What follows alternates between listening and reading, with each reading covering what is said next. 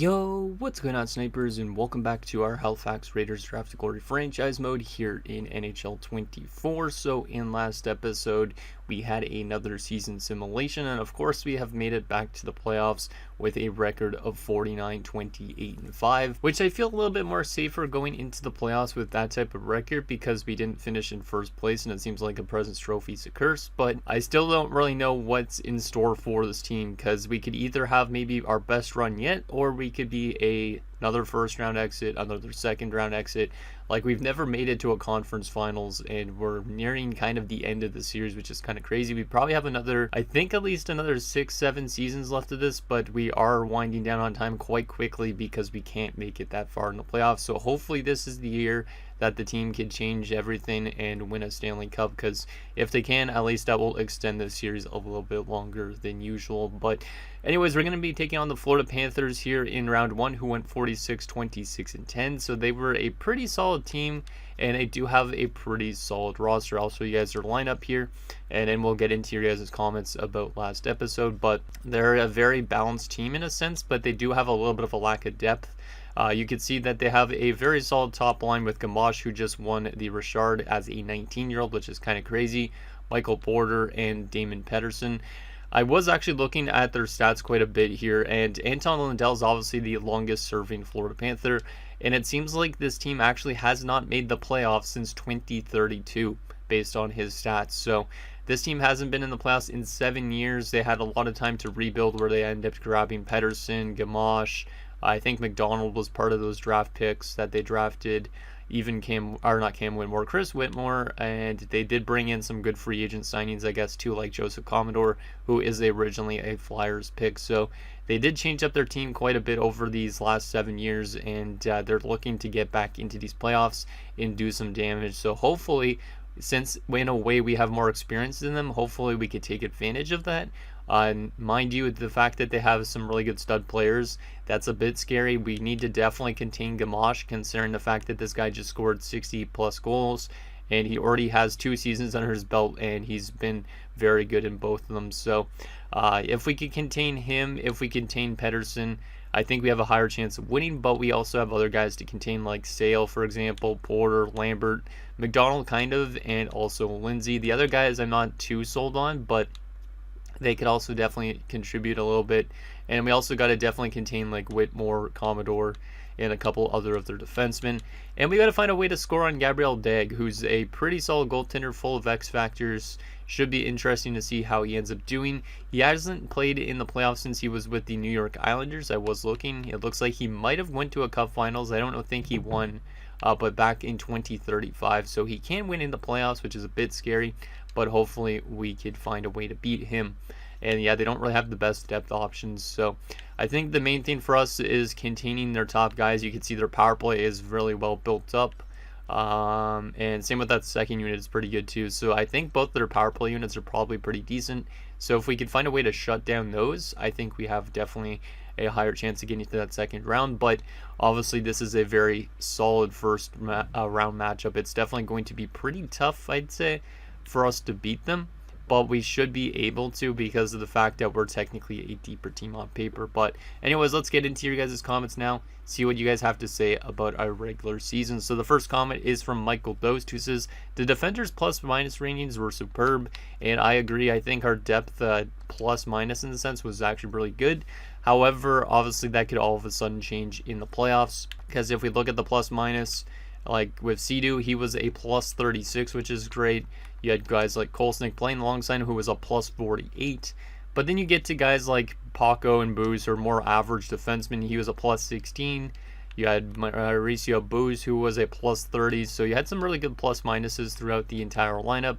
Boys was a -1, which is kind of a surprise, and he only had 1 power play point. So I'm hoping for a little bit more of offensive capability out of Maddox Boys. If need be, we could always try move him into the top 4. But right now we're just going to keep him right there. And we also have Gregory Mangone, who was a plus 4. So this top 6 pairing hasn't been the best, but it maybe could improve. Maybe we'll actually move Boys to the off wing, so that way he could get more one-timers off from Mangone, because Mangone's more of a DFD anyways.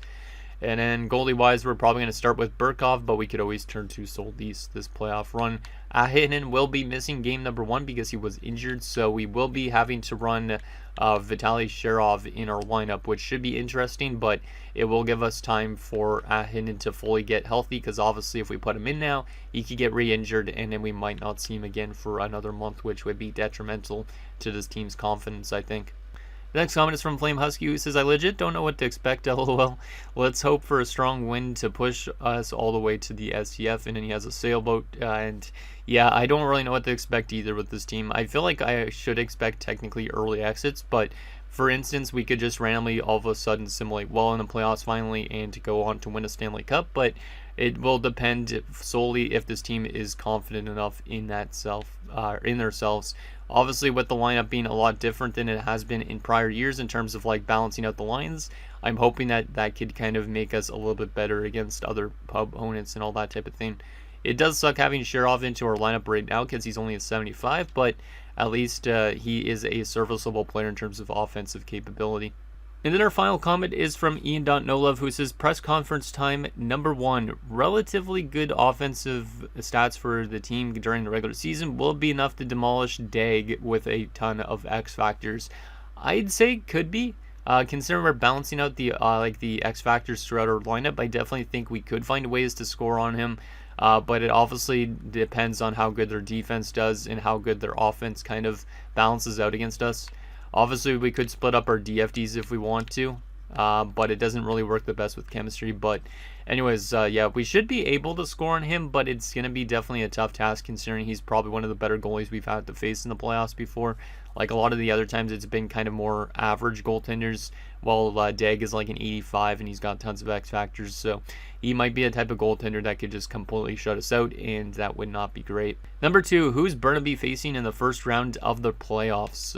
Let's take a look at that. So yeah, the AHL team made the playoffs as well. Forgot to mention that, and hopefully they can go on a good little run. They are going to be taking on Laval. They're down 1-0 in the series currently, as they did just lose in overtime, unfortunately, in Laval. But Hartman had both of our goals in game 1, so at least the top prospects are producing, but hopefully they have a better game 2 and tie the series up, because that would be great. Number 3, are there any overall ratings ups and downs as a result of the regular season? I don't think so. We could actually go to progress reports here.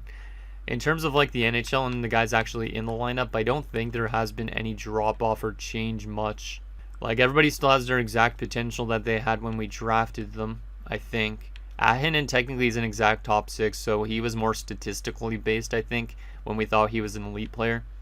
Weber is also exact top 6 now that he's already 28. I think Hamalainen's potential changed, but his overall didn't, because he used to be low elite, but he's down to low 6. Anything else interesting? I don't think we got really that much change in terms of like development. In terms of overall, there's probably some growth and some drop off, but it's not substantial. AHL wise, there's definitely some. We'll not take a full look at that yet, but that is pretty enticing, seeing that Budens was a 79. So we might have some more young goalies jumping to our NHL next year, which should be kind of cool. I just don't want to take an in-depth look at it yet until the off season, if possible. Number 4, do you feel comfortable finishing 8th in the league rather than winning the Presidents? Is that a cup curse? Is the cup a curse? I'd say it is, because of the fact that we won technically 2 Presidents trophies and we weren't able to get ourselves out of, I think it was the highest we got to was like round 2, obviously, again. But yeah, I think it definitely is a bit of a curse, but I do still not feel technically safe just because of our past experience with this team. So who honestly knows what's in store? Maybe we're going to be able to get ourselves to a cup finals this year because we didn't win the President's Trophy, but maybe the game is going to be like, oh, you are still kind of an average team. You're not good enough to win round 1 or round 2, so you're going to be out early or something like that. And finally, he says, best of luck for the Raiders. Good season, great AHL performance. We desperately need to be clinched every round we go. Go Halifax, go Aces. Love you, Snipe. Wishing you all the positive vibes from Snowy Russia. Thank you for your kind words in the beginning of the episode. Highly needed that to kill the anxiety. Let's finally push our limits. And I appreciate that, Ian. Very excited to see what this team is doing, and I didn't mean to go right to my face. Sorry about that.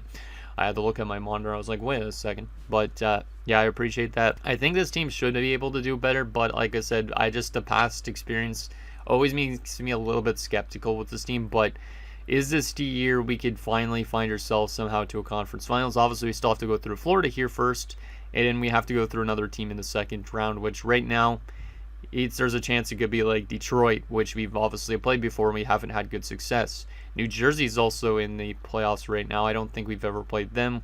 You have Montreal, who we've always had trouble against. New York Rangers, who we've never really played much. And then the Islanders, who we have played actually too. They knocked us out last year and went to the Cup Finals. So there's a lot of good teams in the East at the moment. And then in the West, I think the Calgary Flames won the Cup last year, wasn't it? So they're trying to go for a repeat, if I'm not mistaken. And yeah, there's some other solid teams in there. But yeah, let's get into game number 1 on home ice and see if we could get a win while we don't have Ahinen. And then Ahinen drawing back in should hopefully help us out quite a bit, because obviously it gives us a bit more depth down the middle. But right now, Ricardo Richter will be on that second line, and hopefully he could do some damage. He did well last year in his first ever playoff run. So let's see what happens here. Game number 1 on home ice. I'm going to trust the goaltenders that we have right now, and like I said, the goalies are kind of on a short leash on who's starting and who's not, so we might alternate between goaltenders depending on how they perform. Also, we might change up our offense or defense, that type of thing, because we do have a lot of different line combinations. We could always try and move Del Rivera up and somebody down if we really need to. But here we go. Game number 1 on home ice. Let's get it done, boys. Let's show that we're actually a good team this year in the playoffs. First period of game number 1. 1-0 us. That's a good start. Good defense. Not the greatest offensively, but we did outshoot them 14-8, so we are getting our chances. Gabriel Degg has made some good saves, but Hämäläinen scored early on. That was only 53 seconds in, so we scored early, but then Degg kind of shut down the game for the rest of that period. But can we find a way to get some insurance in the second period? Because it would be nice to get some insurance going into a third period if possible. Second period, 2-2. We always have really bad second periods. I think that was a trend last year too, where we had like one really good period and then the next period we just kind of fell flat. Another early goal from Hämäläinen. So Hämäläinen's got both their goals at this point. Whitmore scores to make it 2-1, and then McDonald ties the game up. We're being outshot 26-22 now, so it looks like we must have been outshooting them early and we were up 2-0, and then we kind of took our foot off the gas, so to speak. And then they got a lot of shots and managed to outshoot us the rest of the period, and that's why they end up tying the game up. So we need to get back to where we were playing in the early going in this game. Can we find a way to get that lead back? I don't want to blow a 2-0 lead here. Come on, boys. Can Hämäläinen get the hat trick potentially? That would be amazing. Long penalty kill to start the third period, and we managed to kill it off. That was a massive penalty kill by the boys. And Lassick scores. Let's go. The pending free agent who might not come back because we have so much good left wingers. That's a big goal from Lassick. And that is going to be the game-winning goal, as we have taken game 1 on home ice. Final shots are 43-30 in favor of Florida. So a very good game from the goaltending from Burkhoff. And our offense was solid enough in that game, but obviously we gave up way too much shots in the later half of that game. But if we look at like the shot chart, you can see we outshot them 14-8 in the first period, but they outshot us 18-8 in the second and 17-8 in the third period. We got to be a little bit better at limiting their chances for sure if we want to make sure that they are off the scoreboard.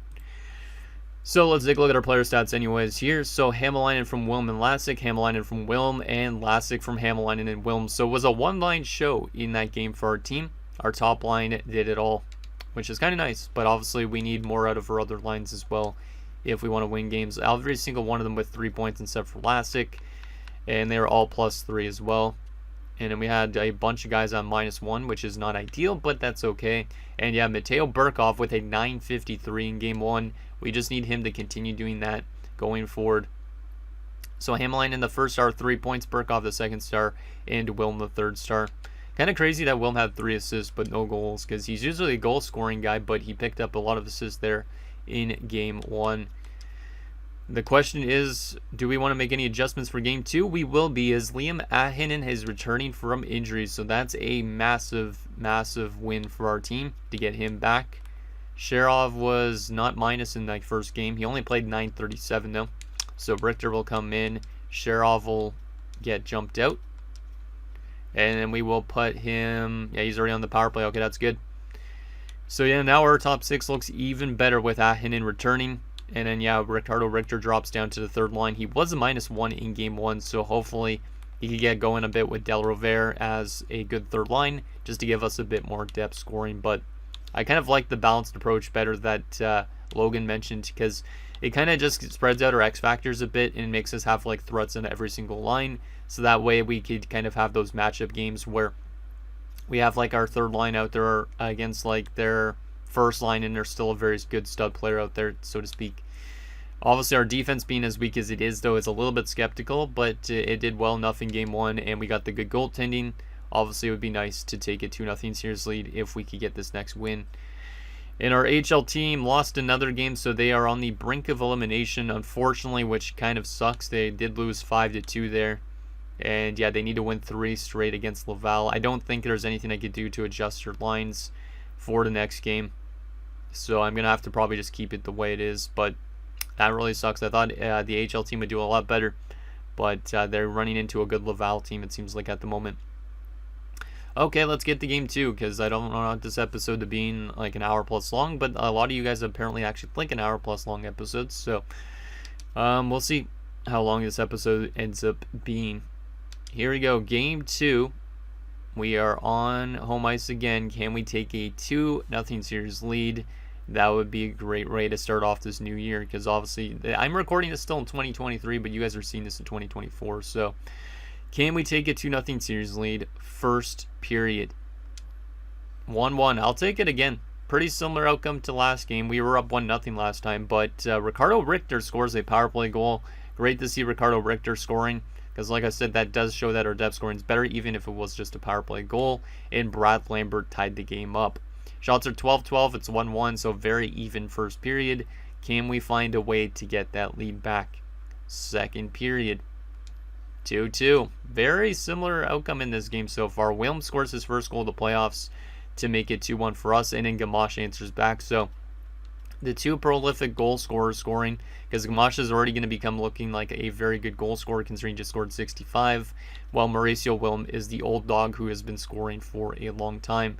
Shots are 22-21 in favor of us, and it's a 2-2 game after 2, so a lot of 2s involved. Can we find a way to get that lead in the third period like we did last game? Come on, boys. Let's get that next one.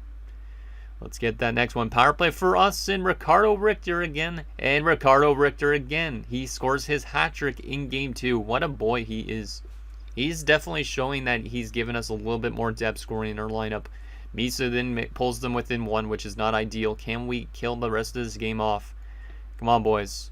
Please. Lock it down. Yes, we can. We take a 2-0 series lead on the Florida Panthers. Just barely edging them out like in game number 1. But Ricardo Richter with a hat trick. I really like that. It really shows our depth down the middle is much, much better, because obviously having Wilm as our first line center who can pick up points now in every single game pretty much, and then having Ahinen as the second liner, hopefully he continues to get going a little bit. And then Ricardo Richter having a 3-goal game, 2 of them being on the power play, is amazing. So Richter from Hamelainen and Weber. And then we have Wilm from Habscheid and Booze, Richter from Hamelainen and Weber, and Richter from Del Rovere. And Burkhoff picked up an assist, so the goaltender already has a point here in the first round, which is nice. But yeah, Ricardo Richter, that was a great game. Great game. We almost had games with back-to-back hat tricks, because Hamelainen had 2 goals in game 1. 3 goals from him, Weber and Hamelainen on 2 points each, and then you have a couple guys on 1 point. Any badly minus guys? Not really. A lot of -1 guys, mainly because our points came on the power play. Let me take a look at the ice time. Mangone only played 1:29. I wonder if he got injured or not. He must have got injured, and then he's probably going to come back next game or something like that. 3 stars of the game, Ricardo Richter with the hat trick, Hamelainen the 2nd star, and Wilm the 3rd star. Pretty good start. And yeah, the shots are still always in their favor these first few games, but that's okay. They destroyed us on the face-off dot. That's not ideal. You'd think we would be better down the middle, but they out face-off us 60-35. Yikes, that's not a great effort on the face-off dot. You think Wilm would actually be able to win draws, Ahinen would be able to, and then Richter is probably the lower end of the face-off guys, but still, You think he'd be able to win faceoffs as well. Okay, so we have a 2-0 series lead, winning both of our home games. That's a great start. Obviously, we need to win on the road too if we want to be a cup contenders. So let's get into game 3 and waste no time. We've been off to a good start here so far. Obviously, we could have lost both games too, technically, considering they're only 1-goal wins, but I do like that we have a 2-0 series lead. Just got to find a way to win a game at least here in Florida to set us up for a good scenario. So let's see if we could take a commanding 3-0 series lead on the Panthers. Come on, boys. Let's get it done. First period of game number 3. And it's 1-0 Florida. Okay, so we are trailing for, I think, the first time almost in the series. Shots are 14-6 in favor of us, so we're definitely getting opportunities, but Gabriel Dag is having his best game so far. Brad Lambert has got, I think, most of their goals so far in this series. Like, he's got at least 2 or 3. I haven't seen Gamache too often, which is kind of scary because he could all of a sudden pop up and be really effective. He had 1 goal last game, I think it was, or 2 games ago. But we definitely need to make sure we contain that guy if he gets a chance. But outshooting him after 1 is a good sign that we might be able to find a way to score in the second. But being down by a goal still shows that their goaltending has came to play, which is not ideal. So can we find a way to tie this game up in the second or even grab a couple goals? Second period. It is 3-2. Okay, so we are back in this game. Lambert made it 2-0. A short-handed goal from Lehman made it 2-1. Richter tied the game up with his 4th goal in the last 2 games, which is crazy. And then McDonald restored the lead for Florida. Shots are 24-19 in favor of us, and once again we are down by a goal. Can we find a way to tie this game up in the third period? Come on, boys. McDonald makes it 4-2 early into the third. That's not ideal. But Sergeyev answers back. Let's go, Sergeyev. That's his first goal of the playoffs. He barely had any goals during the regular season, and Haken scores 2. That's our 4th line with 2 goals, I think, or 4th and 3rd line, something like that. But the depth scoring is showing up. Can we get that lead? We have not had the lead yet in this game. Come on, boys. And we are going to be going to overtime in game 3. So every game so far has been a 1-goal finish. We won our first 2 games. Can we win our 3rd in a row and make it another close win, as the shots are now 34-28? We were trailing multiple times. Can we get that game-winning goal?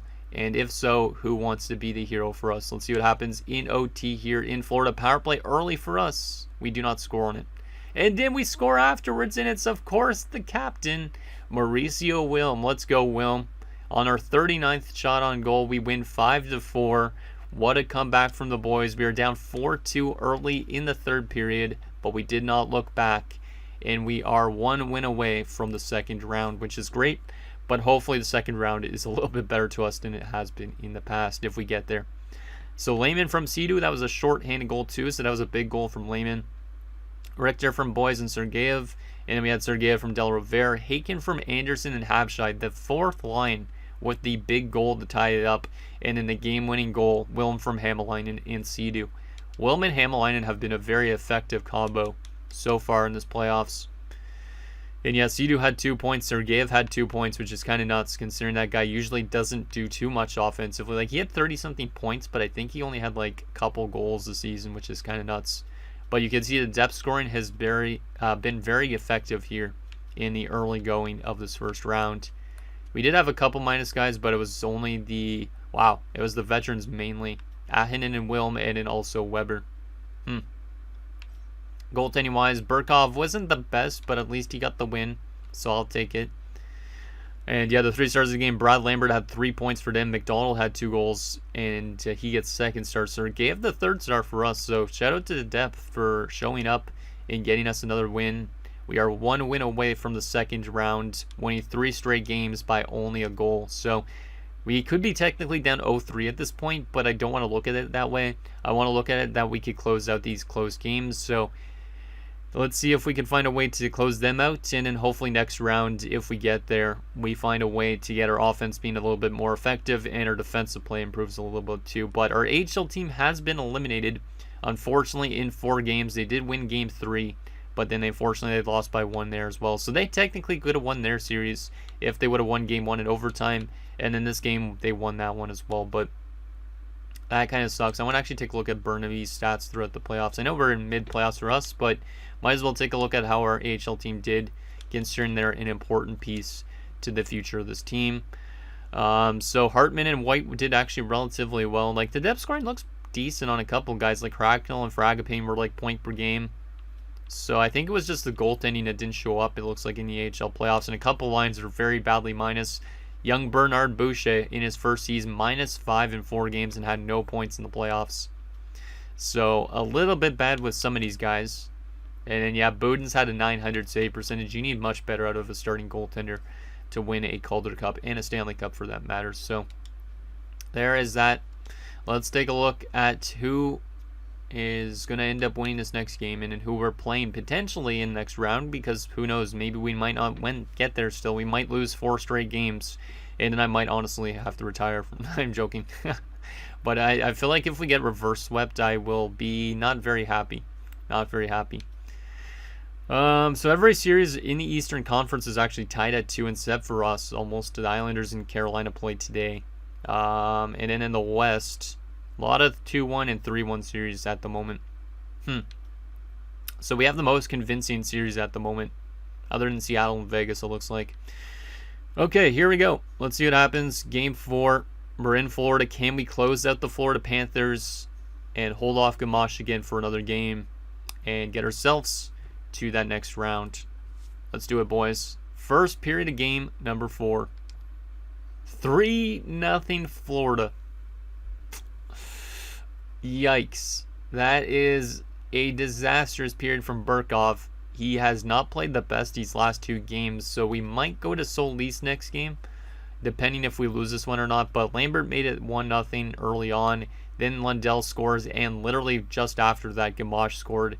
So they have 3 goals on 10 shots. So Burkov might have been already pulled in this game.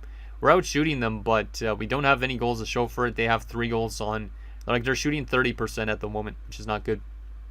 We need to be much better in terms of not giving up these quality chances. You can see all their goals actually coming from identical areas almost in the middle of the ice. So we got to be a little bit better, close those gaps, and not allow them to get those shots through. So can we have a big second period to maybe get us back into this game? Like, if we could get 2 goals back in the second period, we could potentially pull off a comeback.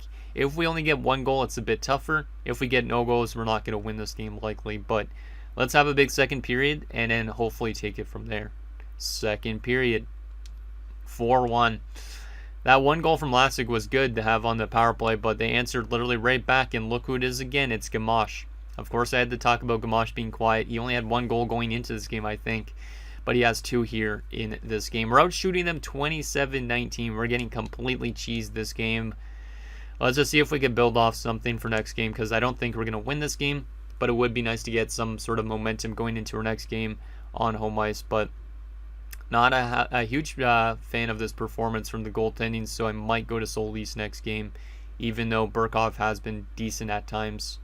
Percy makes it 5-1. Solis is in net now, so I don't know if he was in net for that other goal too, but we're going to lose by a final score of 5-1. Our worst game of the series for sure. Solis was in net for the last 2 goals, so it was a pull after the first period, but Solis didn't do much better. Not good. Lasik with our only goal from Hamalainen, and Solis picked up an assist. Are you kidding me? That guy literally got put in mid-game and he picked up an assist.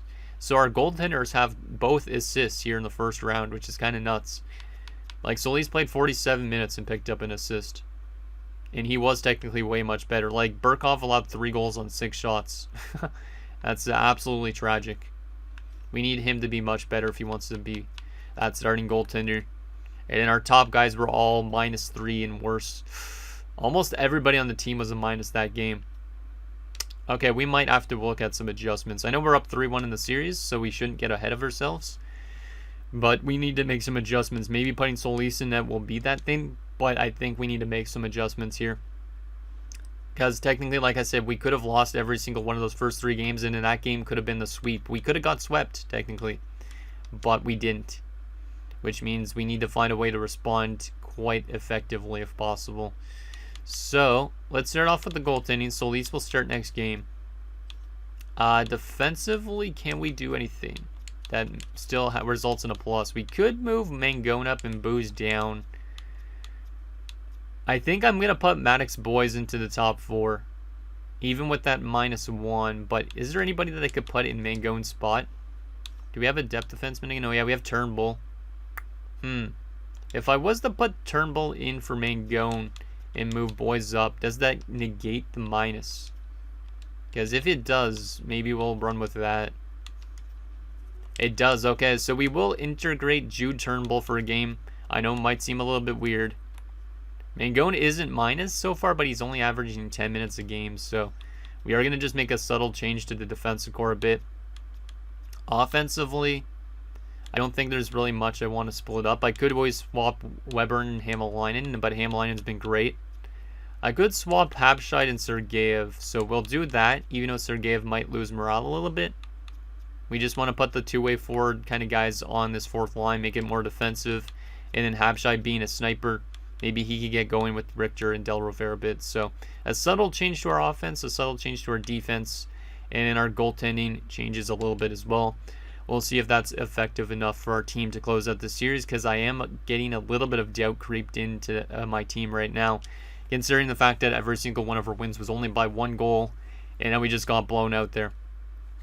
Like, we could technically have lost the series at this point, but we managed to close out those close games. So let's see. We won both games on home ice so far. Can we win our third and get ourselves to that second round? Don't let doubt creep into your guys' mind. Let's get to that second round. Let's do this. First period of Game 5. It is 1-1. I'll take that. Leonov makes it 1-0 on Solis, but Joel Weber answers back. So that's a good first period. I'd say we outshot them 12-8. It's 1-1. Obviously, I would rather be leading in the game, but to being tied at least is better than being down. Can we have a better second period in this game to potentially give us a better chance at winning this game and the series? Second period. It is still 1-1. Yep, still 1-1. We're out shooting them 29-17. We only have 2 goals in our last 5 periods. I am getting a little bit skeptical that Gabriel Dag is all of a sudden turning it on quite a bit. We're still in this game, though. Can we find a way to get that second goal? Because it is seeming to be very tough to score on Gabriel Dag right now. Let's get it done, boys. Let's get it done. Let's get that top guys going a bit here, if possible. Maybe somebody that just got injected. Kolesnik scores. That's not who I expected. And Habscheid with a little bit more ice time with a huge goal there. They answer right back. It's Gamache again on the power play. But we answer back. Mauricio Wilm, the old dog, answers for the young dog. We're 5 minutes away from going to the second round, and we're going to manage to hold them off. We are going to the second round again, where we're going to have a chance to go to the conference finals. Will we be able to do it? Who honestly knows? Final shots were 36-33, but that was a huge third period from the boys, exactly what we needed. Kolesnik started the scoring, Habscheid getting a little bit more ice time scores, which is great. And then you saw Gamache get them within 1, which was a little bit scary, to be honest, because Gamache is a great goal scorer. But then the old dog in Will says, hey, no, we're going to the second round. Gamache, you could wait another few years before you could go on a cup run. Let's go. That's a huge win for the guys. We win in 5 games. Weber from Lehman, Kolesnik from Ahin and Weber, Habscheid from Boys, and then we had Wilm from Lassick in Sea-Doo. Let's go. 3 stars of the game. Solis, the first star of the game. Shout out to Solis. He might start next round. He'll probably start next round just because he's the hot goalie. And then Joel Weber, the second star, 2 points. Habscheid, the third star. Any badly minus guys in that game out of curiosity? I don't think so, right? Yeah, no minus players on our team. Love to see it. And then, yeah, Solis had a very solid performance. So, yeah, I think Solis is our starter for the second round. And obviously we could turn to Burkov if need be. But we win in 5 games over the Florida Panthers. And let's take a look at our player stats and team stats so far here for the early going. Actually, just player stats, and we'll take a look at team stats after we see who we're going up against in the next round. But let's see what we got here. So Wilmot, 6 points in 5 games. He's been great. 3 goals, 3 assists. I think all 3 of those assists actually came in game 1, which is crazy. So in the last 4 games, he's got 3 goals, which is good. Richter on 4 goals. Obviously, those came in a 2-game span, but Ricardo Richter showing once again that he's a good playoff goal scorer, which is nice considering we just locked him up. Ahinen only on 1 assist in 4 games and a -1. Lima Ahinen still kind of not doing his job. We could swap him and Richter in the lineup.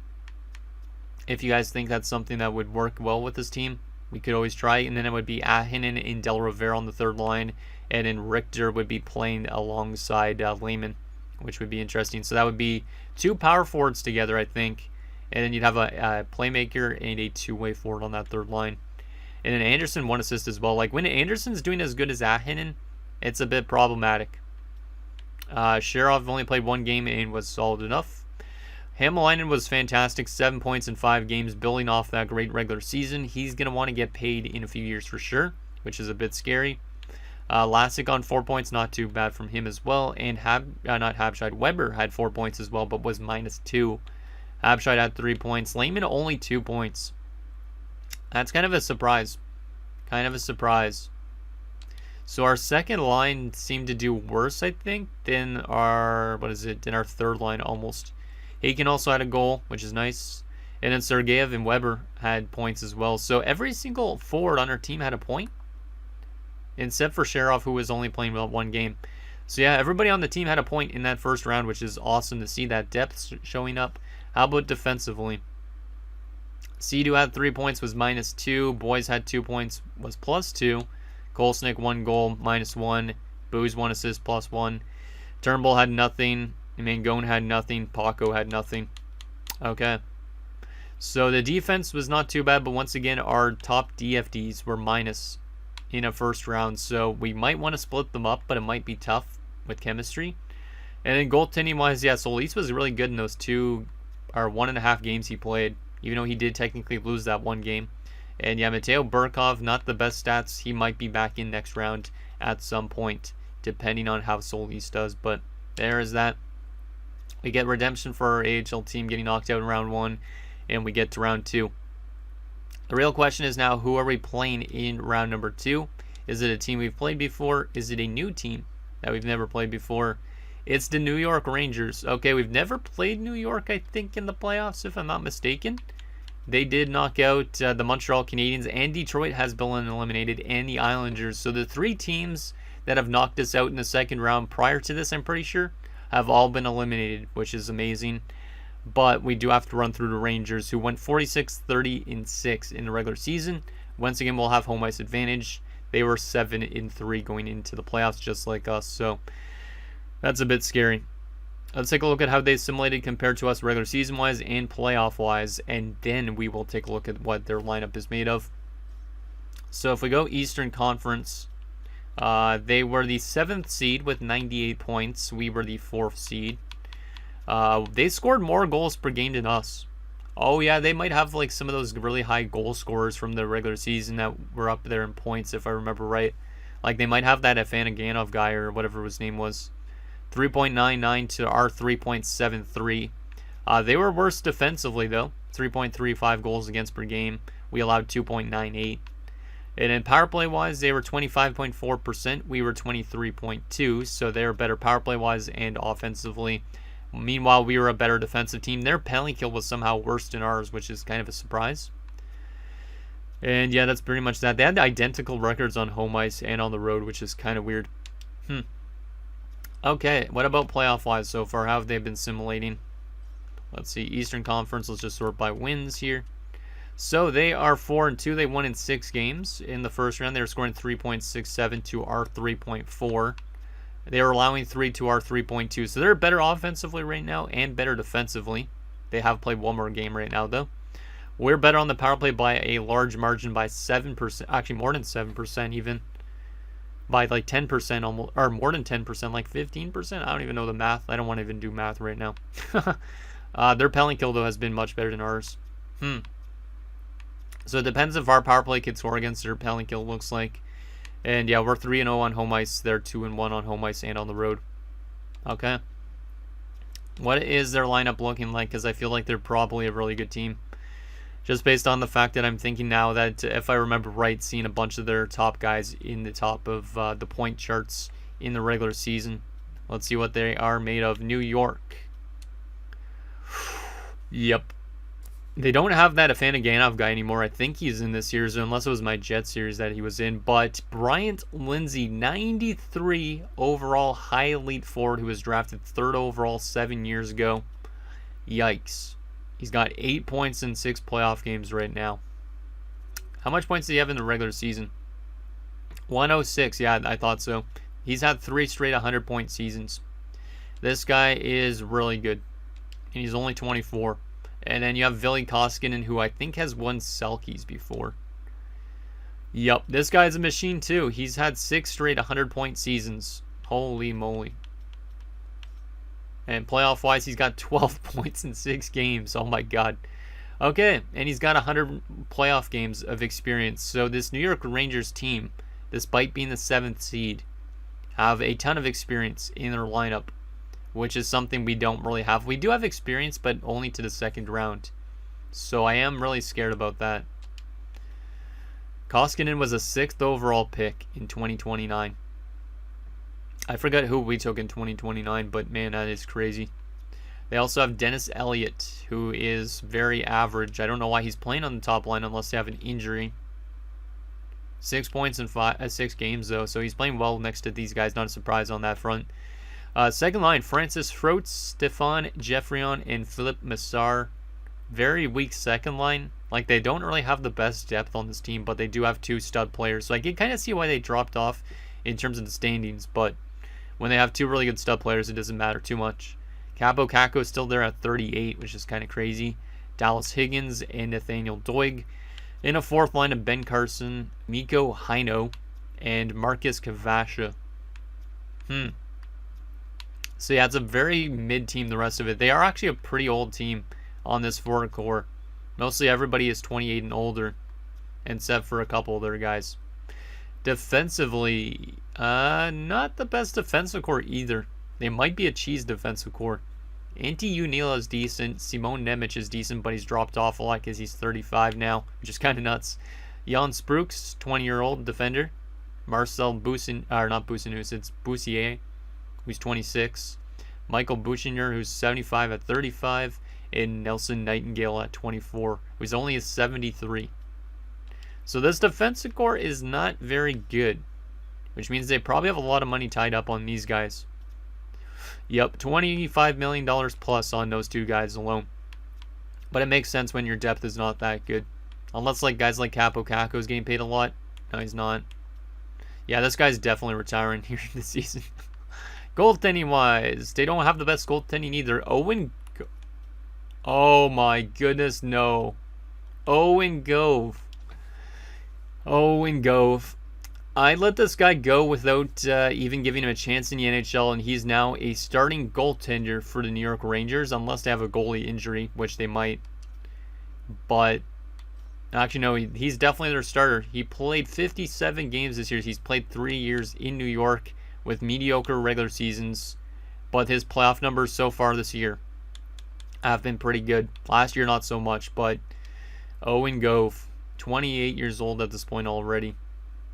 Wow. Didn't think I would see him here. And then Rohan Strombolopoulos. It's crazy how long that last name is. Jeez, okay. So their goaltending is very weak too, so we might be able to take advantage of that, but Owen Gove could literally shut us out completely, and then we would regret letting him go. And then their depth options. Reese Addison is a depth option there for the New York Rangers, of course. He actually has played in the playoffs before. Actually, regular season-wise, he had 5 points in 12 games, but wow. He played 5 playoff games, so he was in their lineup a bit in the first round with 1 goal. Shout out to Addison getting an opportunity. You also have Mario Mathieu, who's injured. This is a massive injury for them. And we have seen this guy up there in points the last 2 years, over 100 points as well. So if he comes back, that is dangerous. He had 3 points in 4 games, and then he got injured for the last 2, looks like. And then Kent Johnson is also there at 36. He's dropped off a cliff, though. So how long is Mathieu out for? Because if Mathieu comes back, that top line looks even more filthy. And it's going to be very tough to contain that top line. That's my guess. How much is Mathieu making? 9.5. So yeah, they have a lot of money tied up on those 3 guys, but still their depth is very meh. But they could definitely show up still. Let's take a look at how long Mathieu is out for, because that might turn the tides in the series in our favor. Unless for some reason Owen Gove is just going to be a god against us. Let's see. So New York Rangers, Mathieu is out till May the 3rd, which means he will be back for the second round. He will be back, not for game 1, no. He will be back for game 4, it looks like. If I'm not mistaken, yeah, he'll be back for game 4. Could be back for game 3, but this Rangers team, very good top line potentially, but very low depth. So I don't really know what to make of them. They could completely cheese us. They won 46 games for a reason. We got to find a way to beat them. And then in the conference finals, if we get there, it's probably going to be a tough matchup regardless as well. But anyways, guys, that's going to do it for this episode of our Halifax Raiders Draft to Glory franchise mode. So in next episode, we will take it to the second round against the New York Rangers as we look to go to the conference finals for the first time in franchise history. But first, we have to knock out some very good players on the Rangers. So anything down below, and I'll see you guys next time.